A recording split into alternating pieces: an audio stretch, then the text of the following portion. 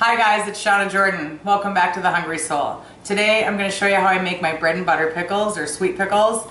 It's cucumber season and I've just got so many, so I'm just trying to use them up.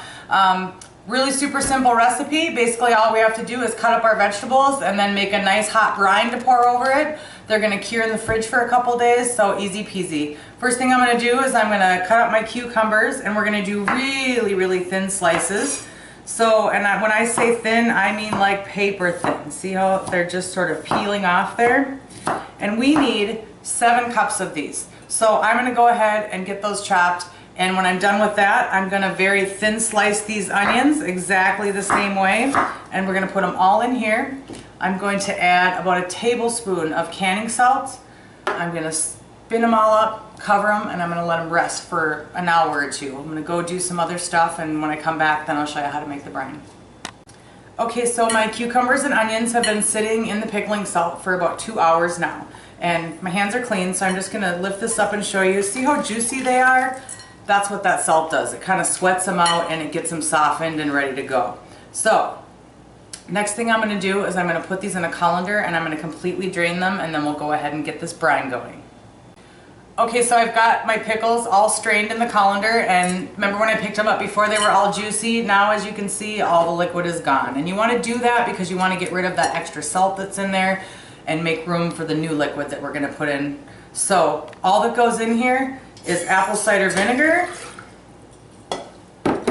sugar, because they are sweet pickles after all, and then I have some celery seed, some mustard seed, and some ground mustard. Now if you want to get these measurements, you can go to shawnajordan.com. Now mix this all together, and then we're going to take it over to the stove. We're going to bring it to a boil, and we're going to simmer it until it goes clear and all the sugar is dissolved. And I'll see you when we're done with that.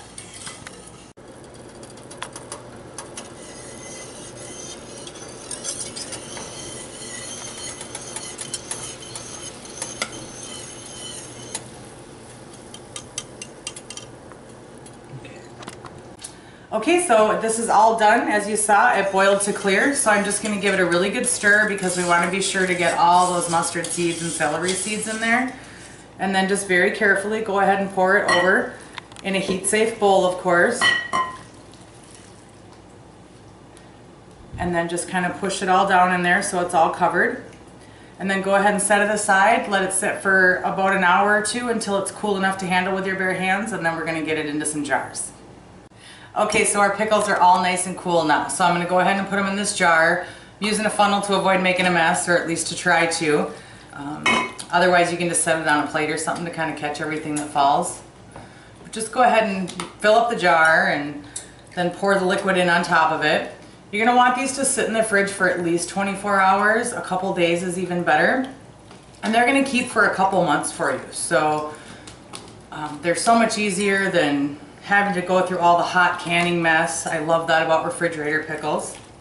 And I hope that you'll give these a try.